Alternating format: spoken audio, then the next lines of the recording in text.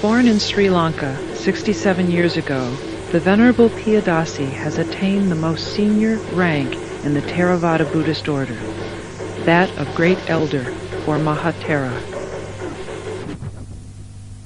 Sisters and brothers, the title for today's talk is What is Buddhism?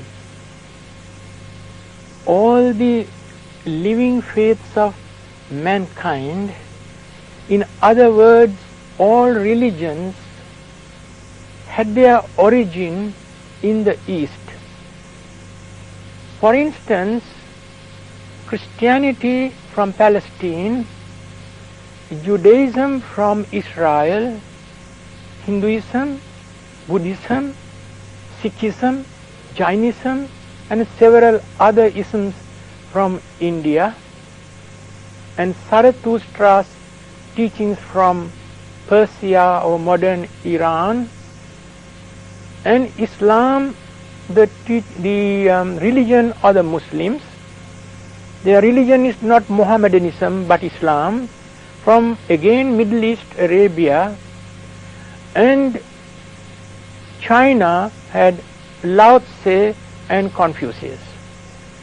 So you see that all religions originated in the East, and today we have 5 world religions.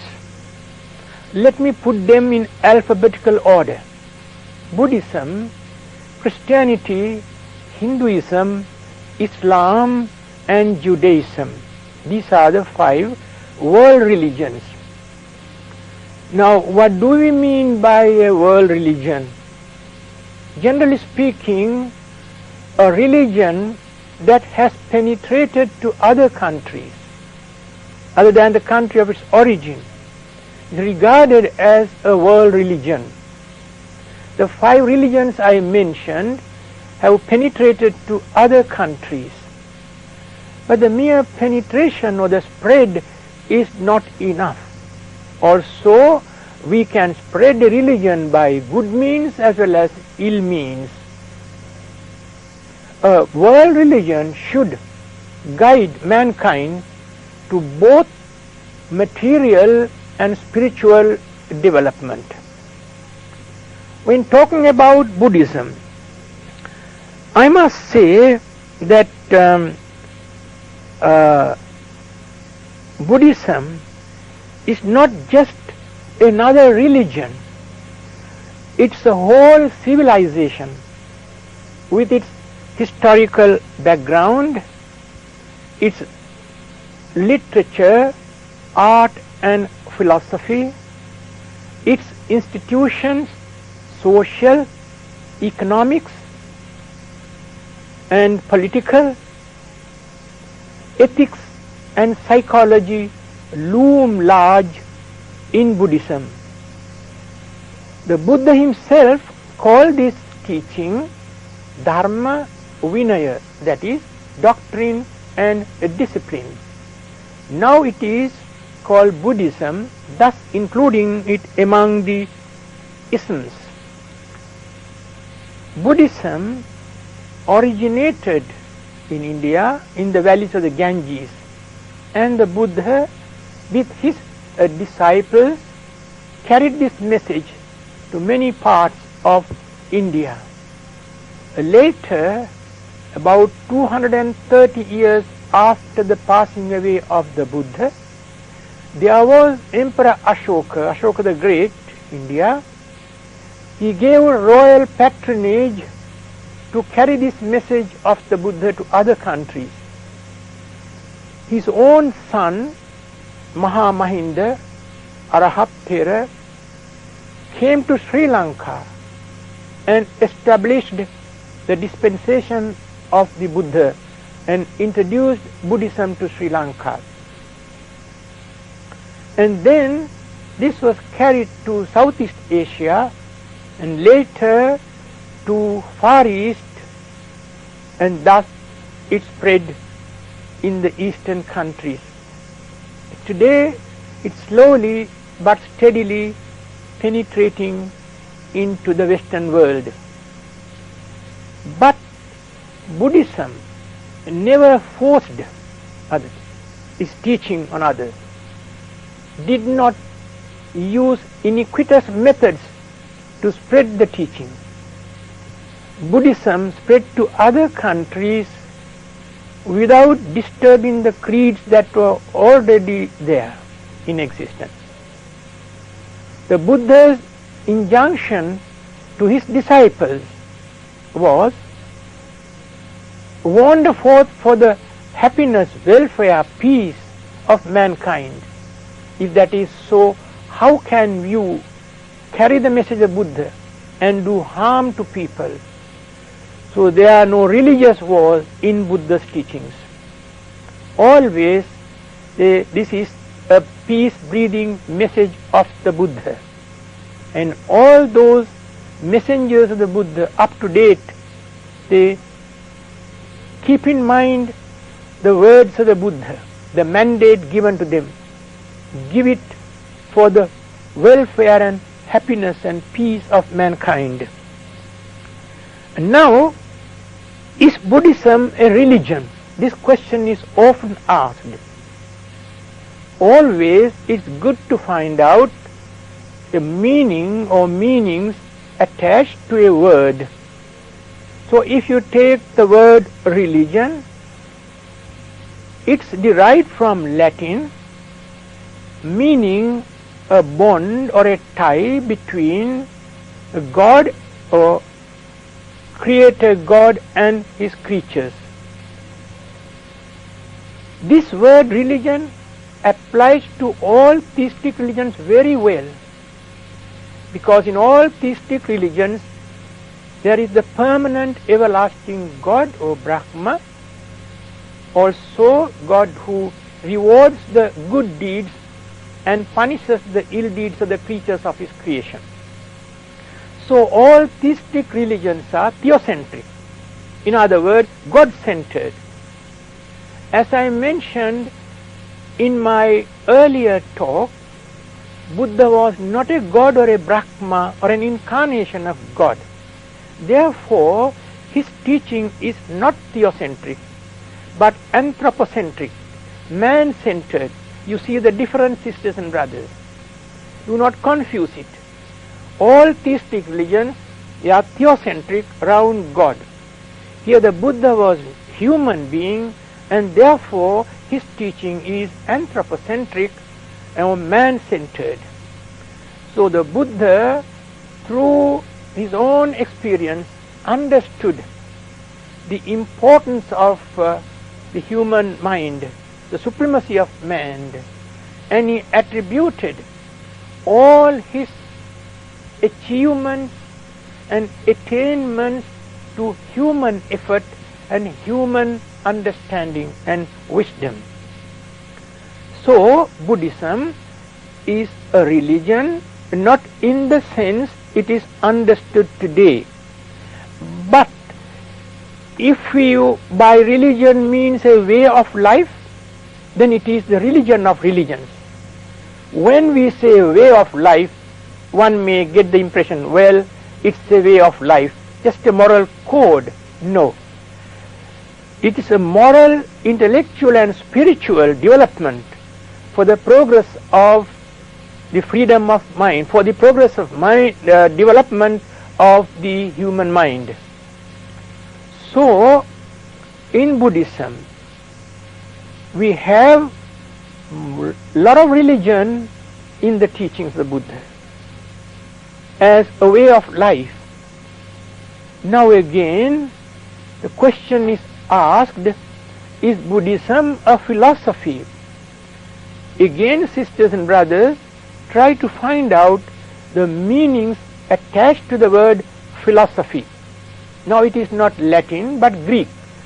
Two Greek words, philos and sophia, love of wisdom, that is philosophy. Going in search of knowledge. Yes, in Buddhism there is lot of philosophies, but for the Buddha there is no philosophy if there is no application to life. We can have intellectual giants, philosophical giants, But what avails us to know all the philosophies without applying it to life? Therefore, in the Buddha's teaching, we must say that there is philosophy, but it must be applied to life. If there is no application, it's like a man who is in the dark and then he lights a lamp and shuts his eyes, does not make use of the light. It's like that. We know a lot, no application. The Buddha emphatically says, what avails you to know the entire teachings of the Buddha if there is no application? It does not matter even if you know just one stanza, just one paragraph, and you apply to life, and that is the philosophy I teach you. And of course, in Buddhism, there is a lot of ethics and psychology. It's not just another religion, but one whole civilization, as I told you. Now, the essence of the Buddha's teaching is the Four Noble Truths. The Four Noble Truths are the truth of suffering. When you say suffering, you don't like it. William Shakespeare in Hamlet says, when sorrows come, they come not single spies but in battalions. They do not label Shakespeare as a pessimist. But there are hasty critics who rush to conclusion and say Buddhism is pessimism, and the Buddha was a pessimist. It is neither pessimism nor optimism. If anything at all, it is the realistic view of life and things pertaining to life. So, let us say conflicts or problems. Now, if the Buddha stopped at that, there is suffering. Whole world is in the pursuit of sorrow and suffering. One picture of suffering.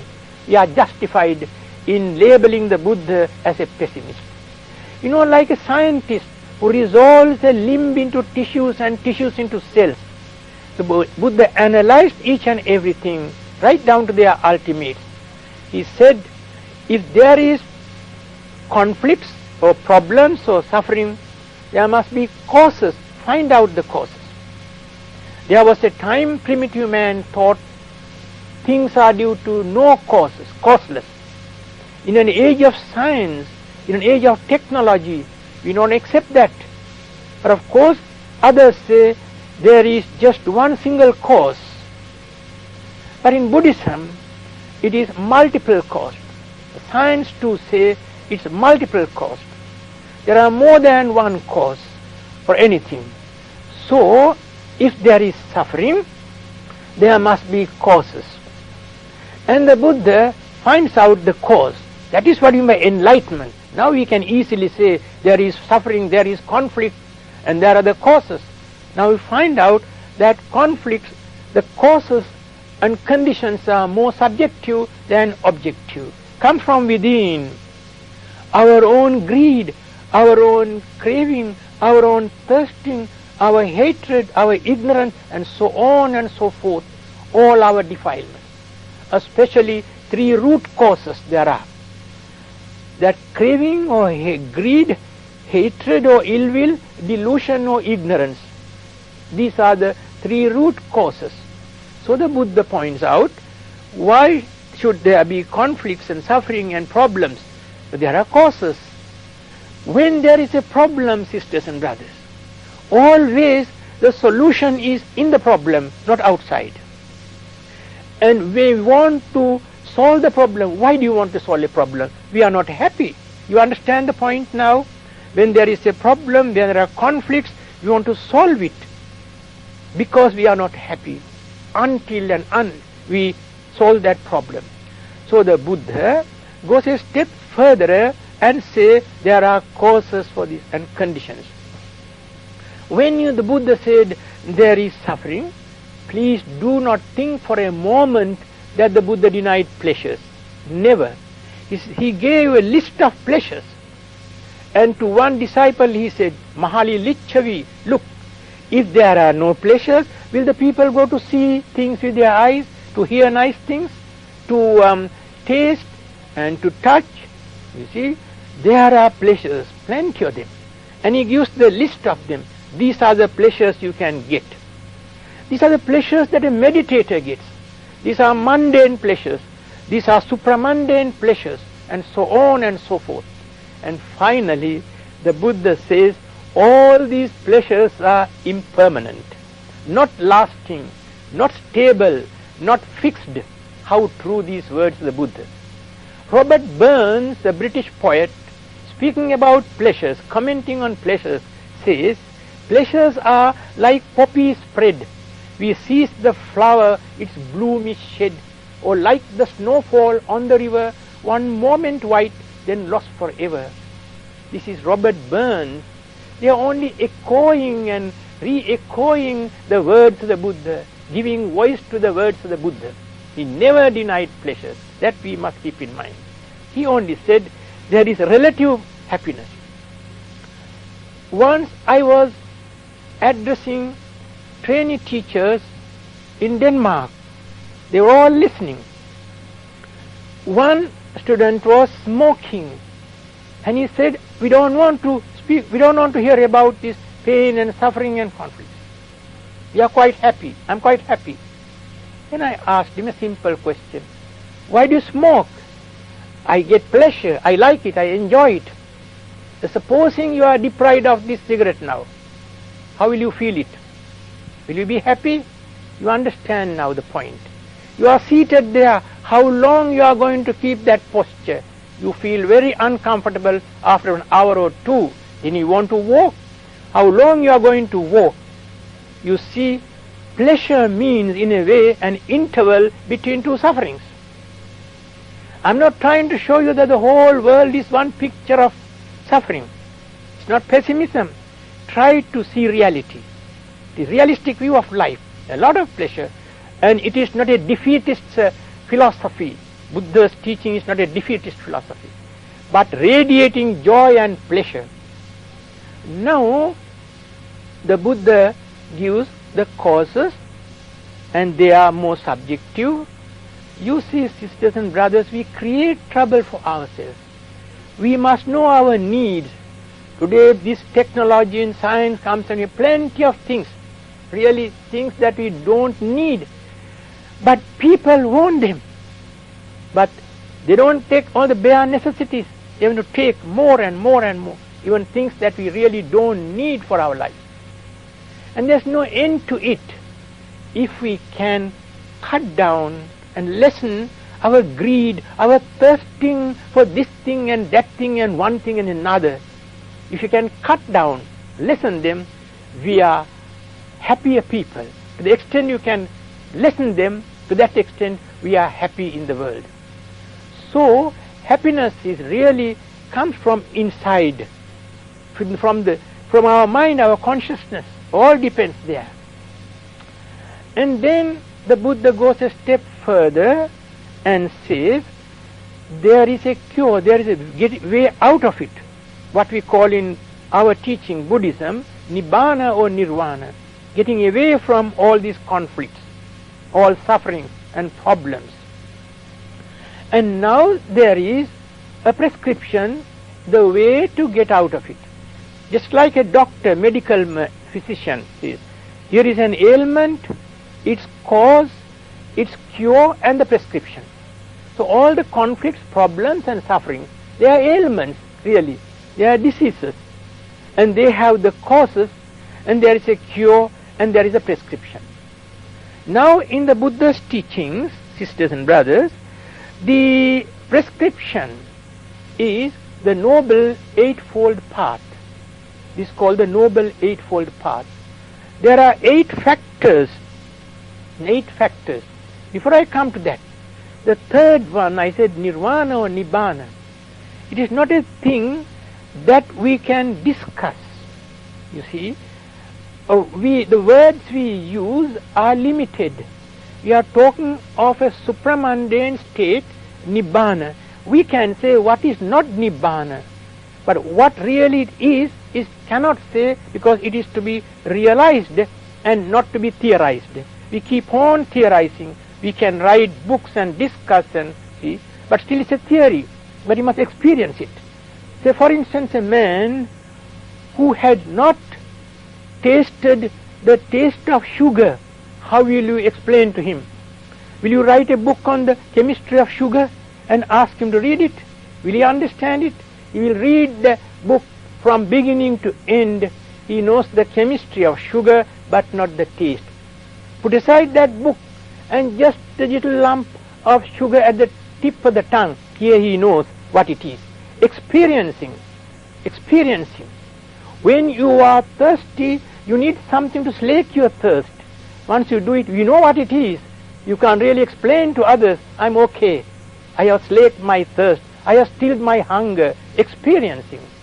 So nibbana or nirvana is a thing to be realized or experienced.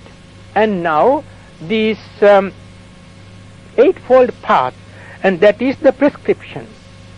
These 8 factors are right understanding, right thoughts, right speech, right action, right livelihood, right effort, right mindfulness, and right concentration. He used the word right through. And why? Because there are the wrong understanding, wrong thoughts, wrong speech, wrong action, wrong livelihood, wrong effort, wrong mindfulness, and wrong concentration. The Buddha speaks about the right. And now, sisters and brothers, these 3, if you really understand these 8 factors, irrespective of caste, color, creed, nation, race, or sex, or with any sort of division, we can follow it. It's not outdated, puerile and jejune. No one can say these 8 factors, you look at them, we can apply to life, both for worldly progress, material progress, and mental development. We can use these 8 factors. If anyone says these are outdated and puerile and jejune, I think only the muddle-headed may say so, not the level-headed. Right understanding something which we need today very much, sisters and brothers, because there is so much of misunderstanding, there is so much of wrong understanding. We really need right understanding. When you say right understanding, it is true wisdom, not knowledge. Knowledge is not so important. We can get knowledge from different sources. Listen to these talks, and watch the television. You read books, transporting knowledge from books. That is not wisdom. Wisdom cannot be transported from books. My wisdom with me, your wisdom with you. It's not a thing that you can share with others. And how true the saying, knowledge comes, but wisdom lingers. Very slowly it comes. You cannot get wisdom overnight. Plenty of knowledge you can get today from records, from these radio, television, books, and so on and so forth. Even children are today very knowledgeable. I don't know how far they are wise. So we must understand, when we say wisdom, true wisdom, or right understanding, we are talking about not knowledge, but real understanding or insight.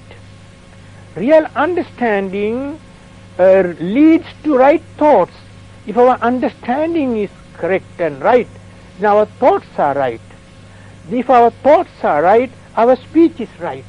If our thoughts are wrong, crooked, then our speech is also not correct. Then our action is right when the thoughts are right. It is our thoughts that we translate into speech and action. In all big cities, there is a reservoir. They protect that reservoir, take care of it, because when you turn on the tap, we get the water, we are sure that is good water. we also have a reservoir inside our mind, and what is in the mind is goes out either through the speech door or the deed door. If it is polluted, what we say is also polluted. We turn on our tap, open our mouth, there goes the thoughts in the form of speech. Now you see the importance of right thoughts. And if the thoughts are good, speech and action is also good. Then of course you go a step further. And then we have just these right speech, right thoughts. They are only controlling man's speech and action. We need meditation to control and bring under subjugation our thoughts, our mind.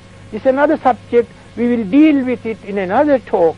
So we must understand this Noble Eightfold Path is Buddhism in practice. It is Buddhism in practice. That is the thing that we have to practice. The moral aspect, and then the meditative aspect, and then right understanding or insight or wisdom. So, sisters and brothers, we must understand that Buddhism is just do-it-yourself religion. Do-it-yourself religion. The Buddhas point out the way.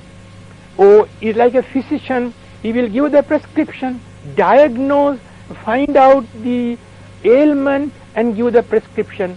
It is left to the patient to make use of the prescription. So it is a teaching that applies to all. Sisters and brothers, we will discuss the subject meditation in our other talks. I thank you very much for your patient hearing. May your upward path be smooth, sure and steady.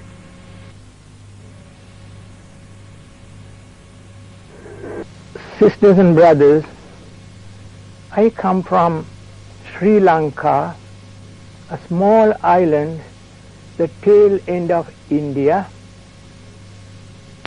My country can give two things to the world.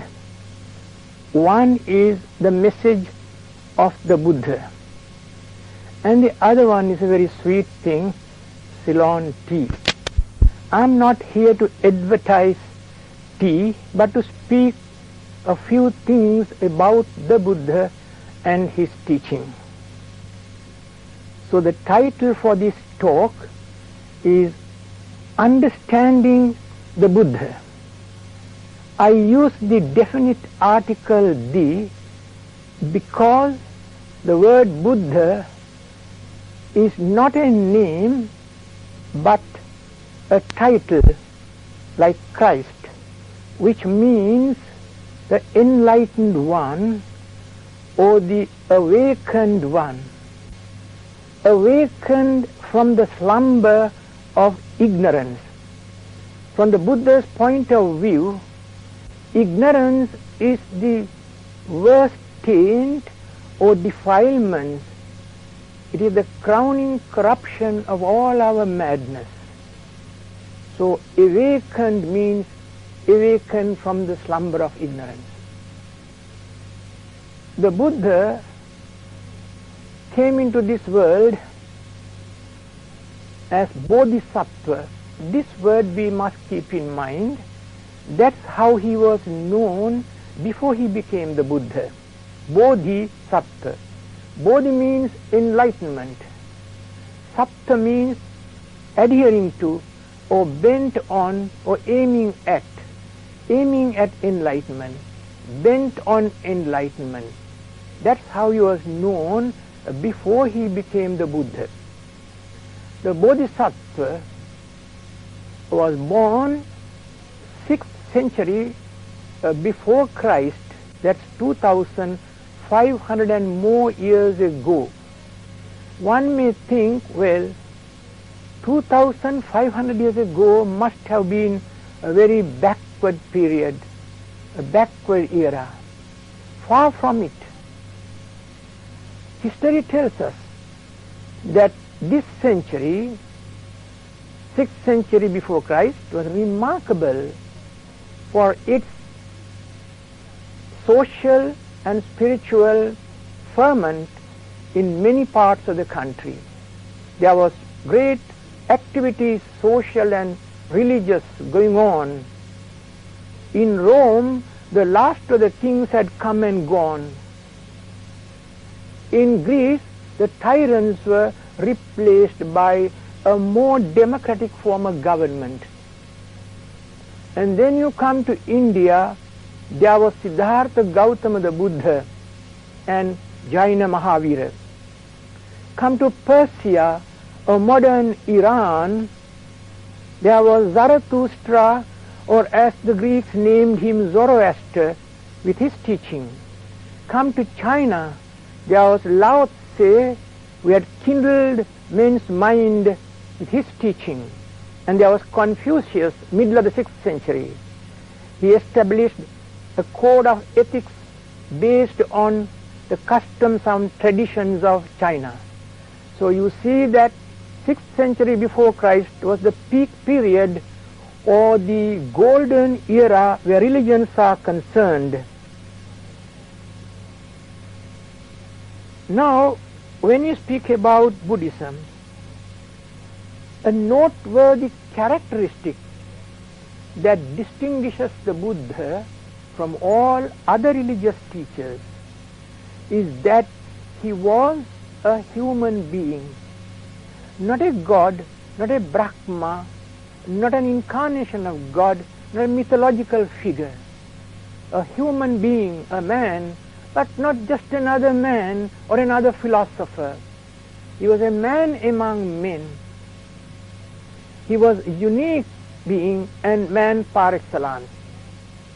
He became an extraordinary man not because he had a peculiar constitution or body. His body too was made up of blood and flesh and bones. But you know, sisters and brothers, we all have a thing called the mind or consciousness. We can train and cultivate this thing called mind. The Bodhisattva did this not one birth, 2 or 100, many births. He cultivated the mind, and he cultivated and practiced 10 essential qualities of high standard. They are known as the paramita, the perfections: charitable giving, morality, renunciation, wisdom, effort, forbearance or patience, determination, truthfulness, love and equanimity.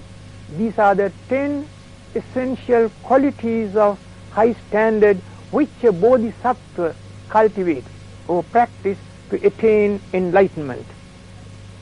Now, when we say the Buddha was a human being, he had human parents, he had a wife, his father was a king ruling a certain section, part of North India, and he was married to another princess, Yasodhara, and he had a child, Rahula.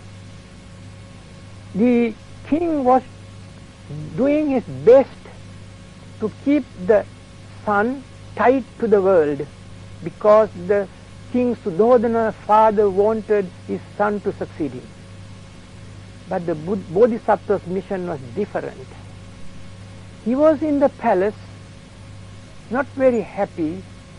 As he advanced in age, he glimpsed the woes of the world, and he was thinking of a way how to get away from these tangles, suffering, pain, anguish. Yasodhara, his wife, the princess, knew that the Bodhisattva loved her. Oh, the Bodhisattva prince loves me, but he loves something else which I do not know. And his thoughts runs to that thing he loves like a dove flies home. The Bodhisattva was all the time thinking of the way of getting away from these tangles to get at enlightenment and truth. And now the Bodhisattva, Siddhartha Gautama, his personal name was Siddhartha, and his family name was Gautama. He found it difficult to leave the palace. He didn't care for the crown. He gave up that crown which held the promise of power and glory. But the most difficult thing for him was to leave behind his wife and child. But he made up his mind. He was with firm determination. He thought to himself, it's really a barrier, but I must go. Otherwise I can't attain enlightenment and find out a way to get away from these tangles.